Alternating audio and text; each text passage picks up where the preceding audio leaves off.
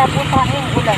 Wala naman po kami mag-deliver, saka umuna kaya, buti na lang po nakakabit na yung ating inside jar. Kumata naman po tayo ng isang bubong sa trapa ulit. Sa mag-deliver.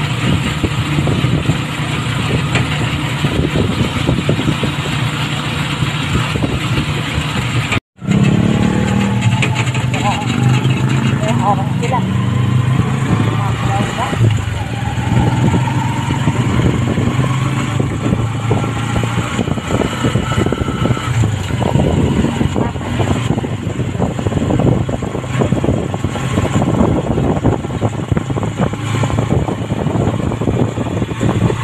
Wala pa pong trapal yung aming tricycle. Ganda naman ang ano nila sa tubig.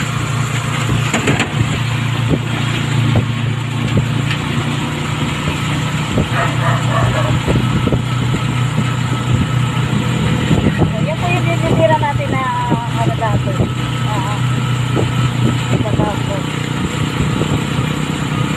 Sushi, kimbap, nagpura.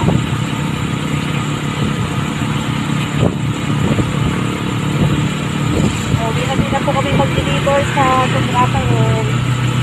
Pinapos po tayo ng relleno dahil may mga additional orders. So, yun. Balik po ngayon. Mga pagtampo din ang order. Kaya, ayun. Kailangan natin gawin.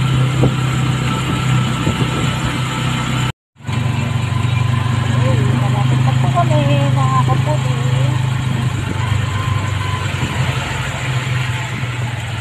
Natandaan mo pa ba? Ay, ito na pala. Hindi lang pala malapit na. Ito po pa doon. Wala ka! Ayan na yung kaklase ko. Wala ba sana ng ulan yung aming radio, no?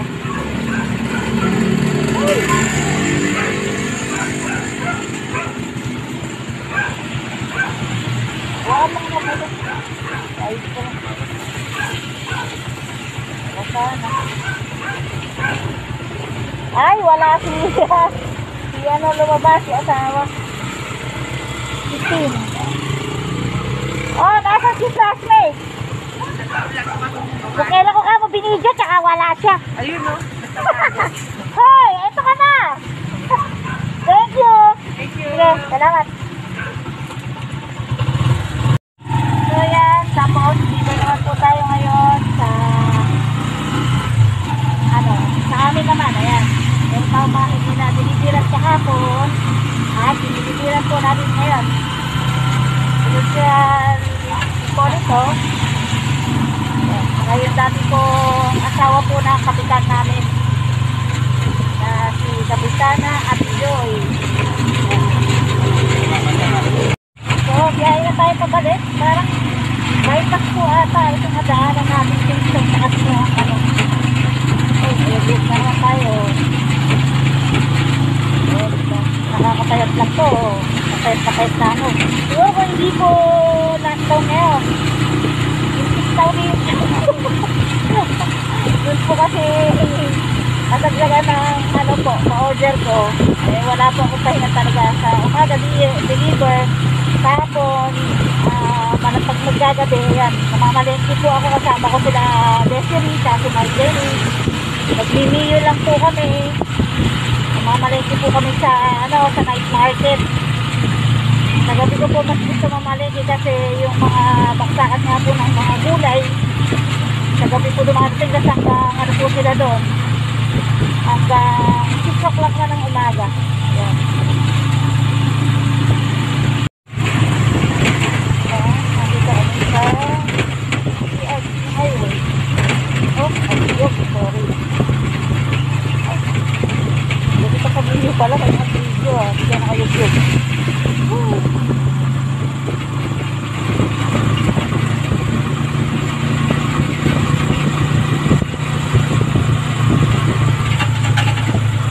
Kaya pabalik na po tayo ng San Roque. Di tayo sa may ilalim na flyover, di tayo sa crossing, baliwag.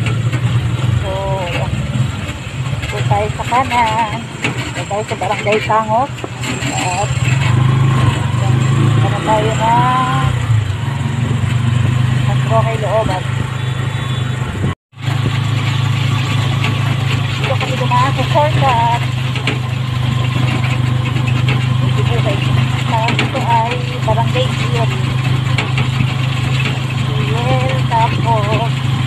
po niya sa kabila ay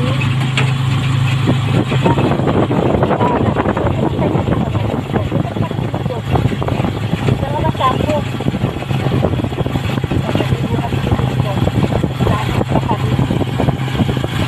Ito po kasi binibira ng mga modern na magsampo, ginasabi ng modern. Bagong kaming pa tayo. Hangin na naman pala ng iba. Yung iba po parang mag-aanihan na eh. Yung katabi namin pala ay sa farm ay may bunga na yung yung palay. Ayan, gawin mo. Pumakak ka muna.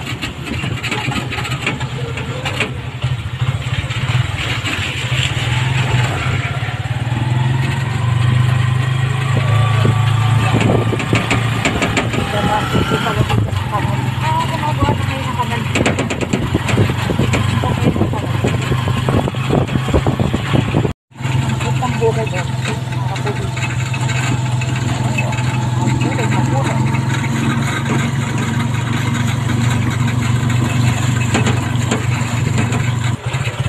So, tayo po mga kapuli. Kaon na lang po tayo dito. Kaya, bababa muna tayo. Ay, baka pala dito. Ay, yeah. Bakit? Ayun yun eh. Binuksan pa yung pinto ng motor. Ay, ba't daw po hindi ko binuksan yung pinto ng motor? O, diba? Ayun pala. Tao po! Tao po! Ay, sino pala? Iwan ko lang po yung kay Konsyal Amang. Order po ni Konsyal Amang. Yan, nananahi po pala. Ganda ng kubo rin dun. Ewan ko kukita. Yan. Iwan ko na lang po. Chat ko na lang po siya. Thank you po. Ano? Rowena? Opo. Okay. Iyon ang pinagmamalaki. O, diba? Isara. Oh, yan. Sige nga, isara mo nga. Parang kotse lang ha. May pinto pa. O, diba? Nagpunto si doktor eh. Yun pala yun. May bitihit pala yun. Ngayon naman, diretso tayo kay Kapitana Joy. Dating Kapitana. Oh, dito naman tayo sa checkpoint. Dito naman tayo kay Ate Joy. Yan. Si Ate Joy po ay tapat lang ng bahay ni Trisha. Yan. Si Trisha yun po. Isang tatandaan po na nakapanood po sa nag-swab test po na prank kay Tong TV. So, ito mama. Sabi ito mama gana. Yes, yes. So, tayo. Dati po nung pagka-deliver ko ng aking mga pa-order dito ako tumatambay. Saka po doon sa isang tindahan mo. Lagi ko kasama si Ariela. Ate Joy, eto na. Batch ko. Kahapon, lakang ulam, nabay ka ulam. Kala ko ngayon, ano ba Nako, naka-vlog ako. Binablog kita. Ayan. Ayan po si Ate Joy, si Kapitana. Ginabi kami sa ano eh. Sa Pampanga. Nag-batch 2 na lang ako. Wow, ayan. Dito po kami. Ayan. Dito kami tumatambay. Ayan. Dalawa po yung pwesto niya. Yung isa ay pinaupahan na po. So, ayan. So, ayan mga kaputi.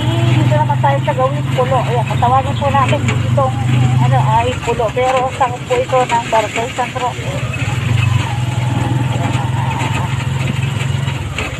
Dito naman tayo kay Ate Josie. Dito ba nga po.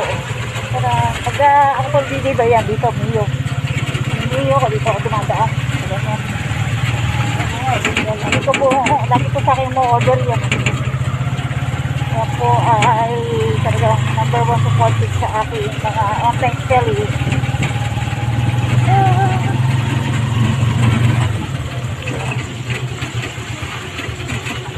Yan natin, baka nagtampo na to. Ako tatampo na to. Kasi kung mula nagbablog ako, hindi na ako nagagawin sa kanya. So, bubuksan na naman yung pinto. Paano ba to? Iangat. Ganon. So, yan. Dito pa di angat. Ay, naku po. Luwang ng tapakan ah. Ha? Iiyak siya.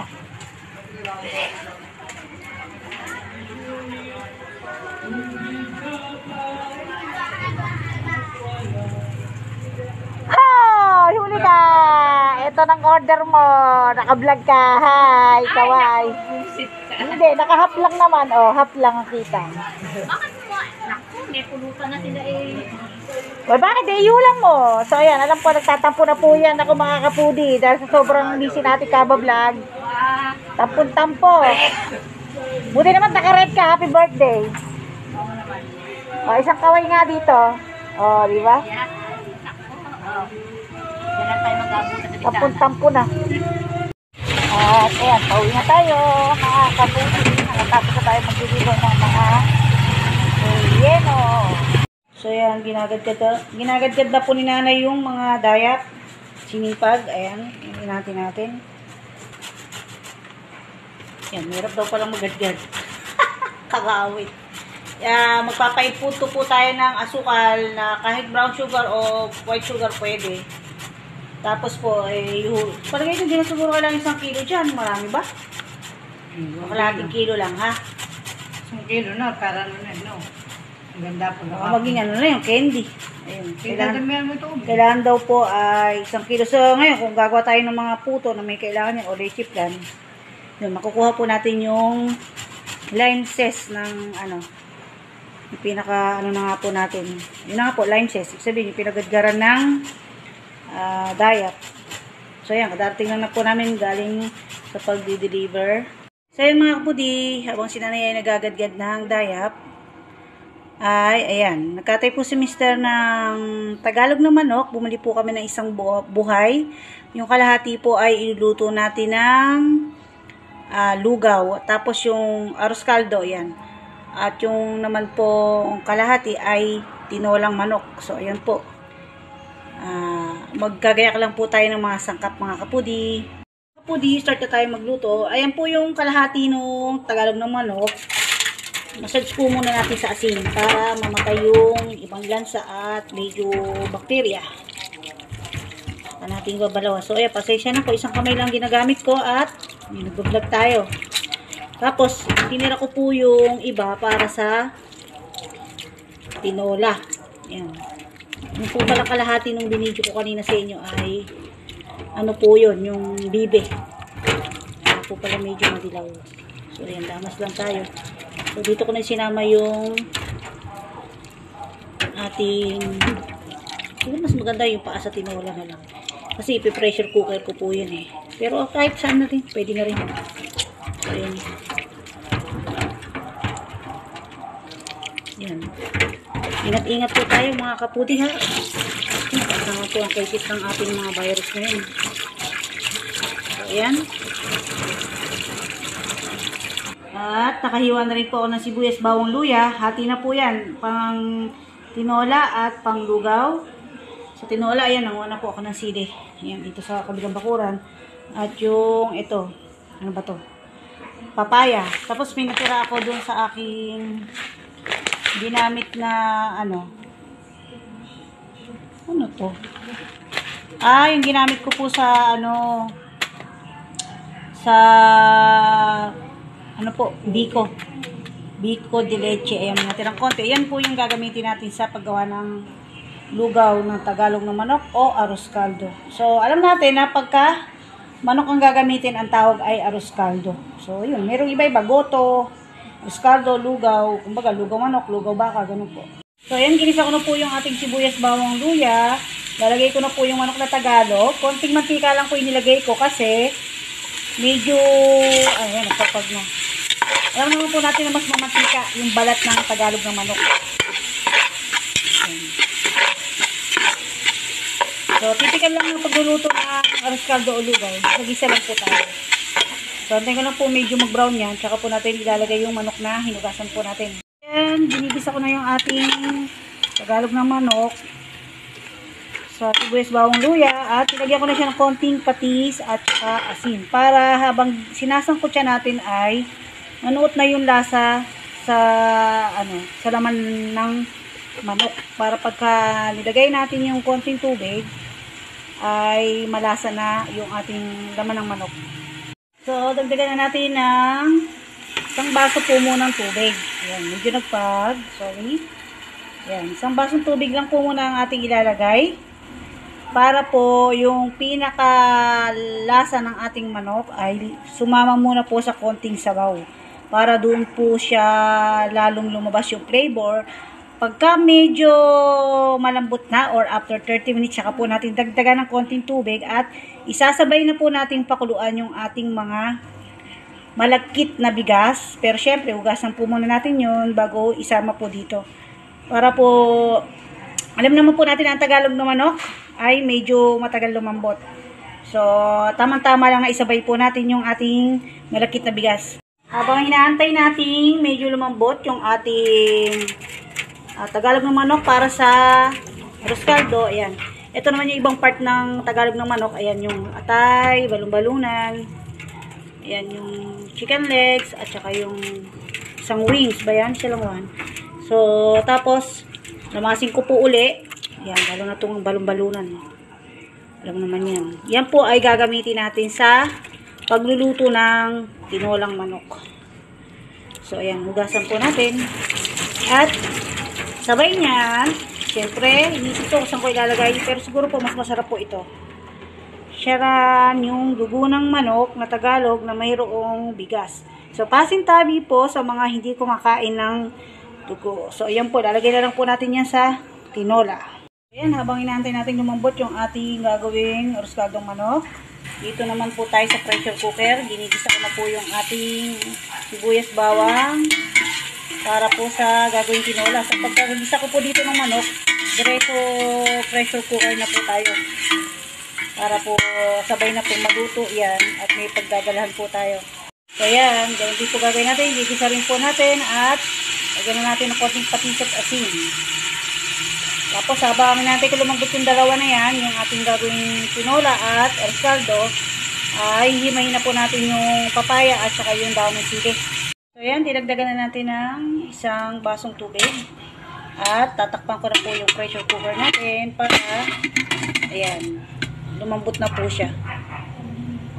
So, ayan mga kapudi, medyo kumukulo-kulo na yung ating pang tinolang manok na Tagalog. Tatakpan ko na po siya ng pressure cooker, yung takip ng pressure cooker, at iluluto na po natin. So, ayan mga kapudi, kumukulo na po yung ating pang tinolang manok. Ayan, yung ating pressure cooker ay tatakpan ko na para dire-diretso po siyang medyo lumambot. Ayan mga kapudi, tinanggal ko na yung pagkakatakip ng ating pressure cooker kanina at pinasingaw ko na. Tapos ngayon, buksan ko na po uli yung apoy ng kalan at pinakulo ko na. Tsaka ko nilagay yung dugo. Ayan, medyo maluto-luto na yung dugo.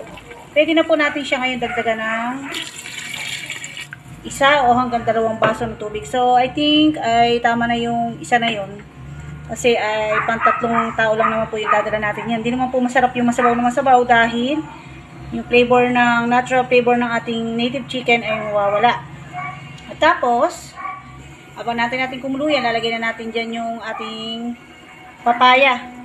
So, ito na po yung aking, yan, siyaran, yung aking pang arroz caldo. So, medyo yellow na siya dahil nilagyan ko po siya ng atsuete. Yan yung katas ng atsuete para po medyo madilaw yung ating arroz caldo.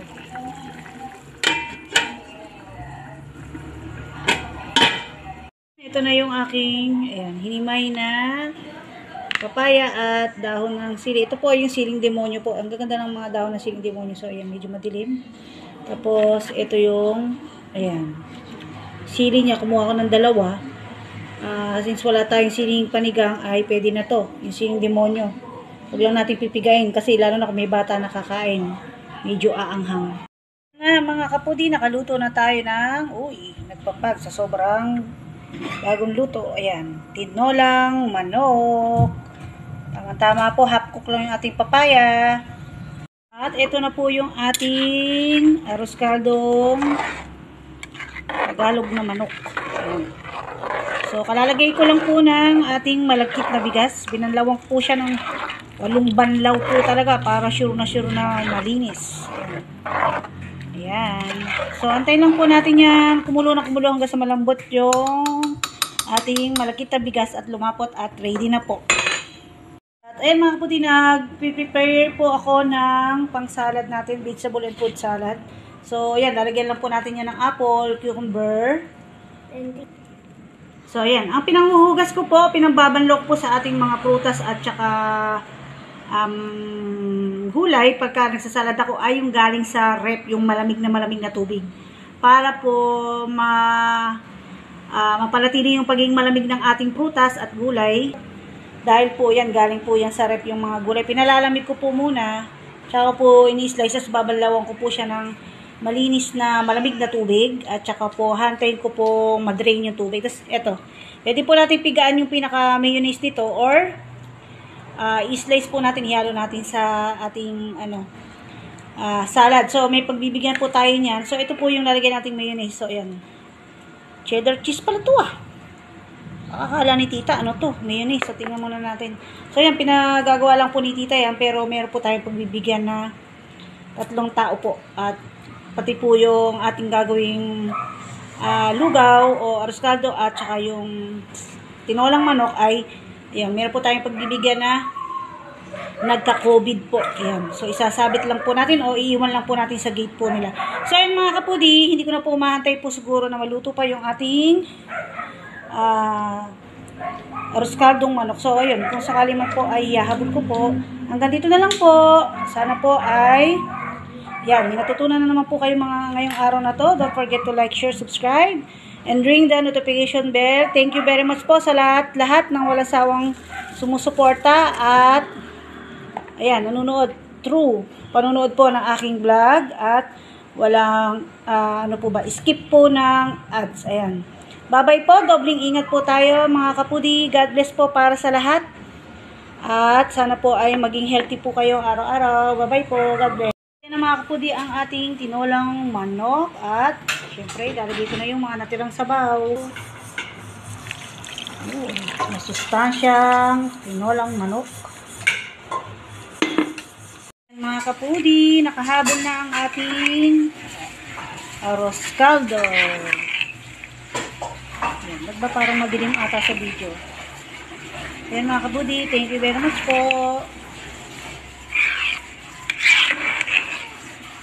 Yan, yummy. Very sticky.